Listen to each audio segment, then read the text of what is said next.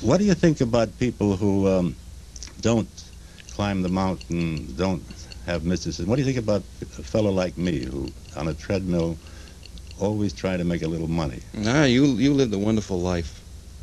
I have. Yeah, I could write a book about the way you've lived. A newspaper man, traveling around writing scripts, plays, people throwing roses at you. Looks like I was fishing for something, but I wasn't. No. What turned you boys to the Buddha? Was it that you thought that the Christian civilization was a pretty silly thing? And that a religion, the Christian religion, which has possibly produced maybe 800 million murders, crucifixions, auto-defes, wasn't quite as spiritual? That's one thing I thought of, because in Buddhism there had not been one crusader. Not one crusading war. Buddhism never hurt anyone. Never. Christianity has torn the world apart. There have been almost... Yeah, but that was because of charlatans who came in and took it over from Peter. Who's to judge?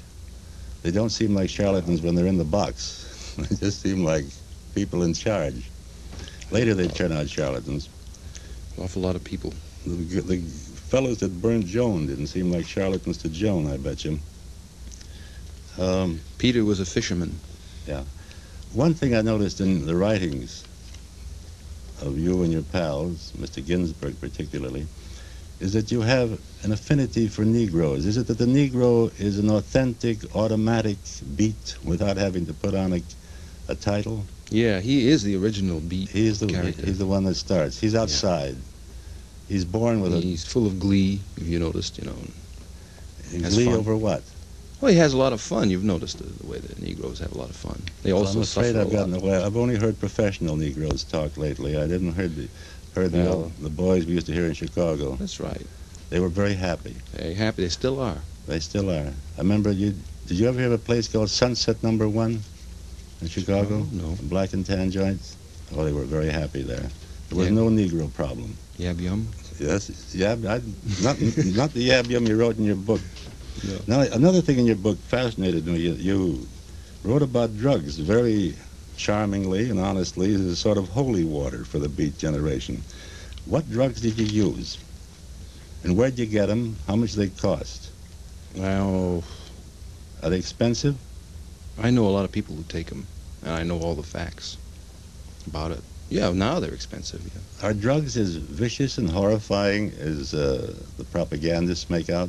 Yeah, the drugs that you take through the needle are vicious and horrifying. You got to smoke them, sniff them, or what? Well, also sleeping pills are vicious and horrifying. Yeah, I take worst those. of all. Yeah, I take those. I'm the worst offender. I can't stand them, but I take them. Never take 3. No, not unless I want to say goodbye. No, in a way, yeah. 6 are goodbye. Jack. Well, actually 50. 50 are goodbye? No. 50. We had a lot of beats in our time. Didn't wear that title. Did you ever hear of the Dill Pickle Club in Chicago? No, I've never been to Chicago. Well, fame gets around usually. Jack Jones, you never heard of him? Jack Jones? Yeah. I thought you were going to say Jack Reed.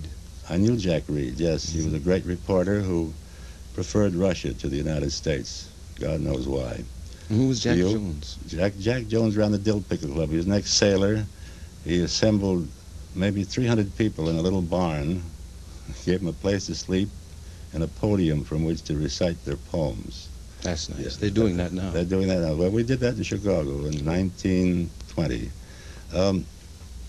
Tell me, is this mysticism really a religious training, or is it a ruse to avoid the flings and arrows of our time?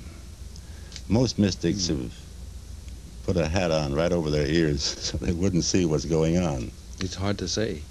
Do you like the world? Not the people. I like the essence of the world, but not the world itself.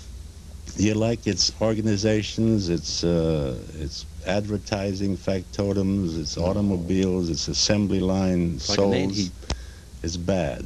Well, it's silly. Let's remove it, huh? But it feeds me. It brings me cans of pork and beans and stuff. Briefly, you'll find out you're going to starve again after this new book, The Drama Bums, runs its course. You're going to be from hunger. Authors never get fed. They always have to beg and plead. I asked you this before. How do people get involved in your group, and is it growing? How does one I was going to say, qualify? How do you qualify as a beat fellow? It's not a bohemian generation. It's like the Lost Generation, contains millions of people. There were millions of bathtub gins and flappers and raccoon coats. Yeah. Now there are millions of black slacks and ponytails. And you're ahead of those. No, I'm saying the beat generation, the bohemian has always been with us, even in the days of Walt Whitman. That's right. And there's only a few thousand bohemians ever. But usually the bohemian or the beat or the lost generation came after a war, and you boys seem to have beat the gun. You've come Rembrandt before the next war. Rembrandt?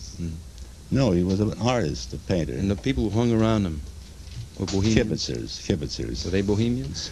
They were maybe soft touches for a good painter. Half the painter lives on that. But are you boys afraid of the next war, worried about it? Do you look forward? I don't think there'll be one. Why not? Because things are in good hands. You think if there were enough beats who would do a spiritual sit-down strike, civilization could be spared another war because nobody would attend? That's too hysterical. You don't believe in asserting yourself? History will work its way out. Everybody will come together. The whole world will come together, East and West. You think so, huh? If it doesn't come out, you can crawl up to me in a pit. Who should be the little child that leads them? Mr. Dulles? The little child will lead them in a cart drawn by two white lambs. You think God's working in us, Jack? Sure. Do you think he's working in our politicians? Oh, sure. Or does he concentrate on beats? Maybe he'll work on Mao. Mao? What's he got to do with him? He's already a Buddhist. He hasn't got far to go with Mao. Mao is no Buddhist. What is he, a Shintoist? He used to be a Taoist poet. Yeah. Who do you love, Jack? Mother, father, child, wife? Who is it you love in the world? My mother. You love your mother. Thank you, Jack, for talking about the beats. I'm going to send in my dues as soon as I can get enough money.